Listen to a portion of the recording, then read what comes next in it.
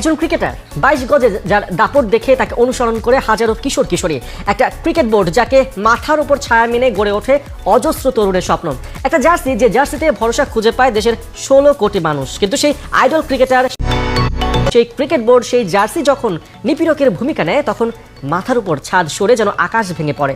জাহানারা আলম বাংলাদেশ নারী ক্রিকেট দলের সাবেক অধিনায়ক এখন ঠিক সেখানটায় দাঁড়িয়ে বছরের পর বছর ধরে তার উপর হয়ে যাওয়া এমন সব যৌন নিপীড়নের অভিযোগ তুলেছেন যা বাংলাদেশ ক্রিকেটকে দাঁড় করিয়েছে ইতিহাসের সবচেয়ে লজ্জাজনক জায়গায়।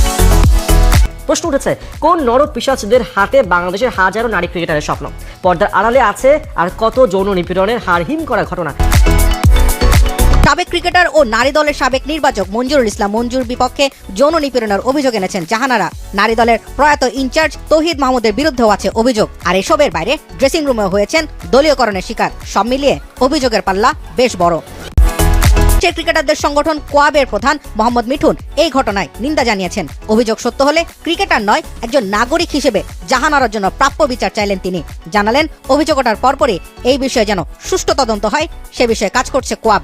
ক্রিকেটার মোহাম্মদ মিঠুনের শঙ্কা, এমন এক অভিযোগের সুষ্ঠু বিচার না হলে সামনের দিনগুলোতে দেশের নারী ক্রিকেটই হুমকির মুখে পড়বে। সাবেক অধিনায়ক হাবিবুল বাশার সুমন একসময় ছিলেন নারী উইংয়ে, এখনও যুক্ত আছেন বিসিবির গেম ডেভেলপমেন্টের সঙ্গে। এখন টিভিকে জানালেন তদন্ত কমিটি গঠনের প্রক্রিয়া চলমান। আগামী 2 সপ্তাহের মধ্যেই জাহানারা আলমের অভিযোগের পুরো তদন্ত শেষ করার কথা রয়েছে বিসিবির। যদিও এই ভুক্তভোগী নারী ক্রিকেটারের ভাষ্য, আগেও বিসিবিকে এই ব্যাপারে অবহিত করে কোনো সাড়া মেলেনি। নতুন বোর্ড এবার কেমন পদক্ষেপ নেয় সেটাই দেখার অপেক্ষা।